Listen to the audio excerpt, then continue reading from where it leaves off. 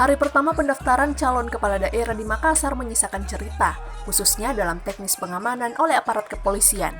Di hari pertama pendaftaran, aparat kepolisian sempat kecolongan dengan membludaknya massa pendukung dari 3 calon yang mendaftar. Polisi bahkan sempat kewalahan menertibkan massa pendukung yang jumlahnya mencapai ratusan orang.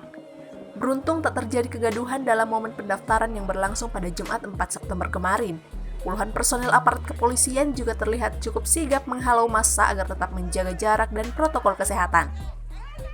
Untuk mengantisipasi hal ini terulang, Polrestabes Makassar telah melakukan evaluasi. Polrestabes Makassar akan menambah personil untuk lebih memperkuat teknis pengamanan, khususnya di hari terakhir pendaftaran yang dijadwalkan berlangsung pada Minggu 6 September mendatang. Karena tidak menjaga social distancing. Ada juga sebagian tidak pakai masker atau pakai masker abal-abal. Jadi hanya dilepas saja, hanya ditaruh di mulut. Padahal yang penting itu adalah masuk ke hidung. Nah ini mungkin nanti yang terakhir, hari Minggu diharapkan paslon yang terakhir itu dijaga betul.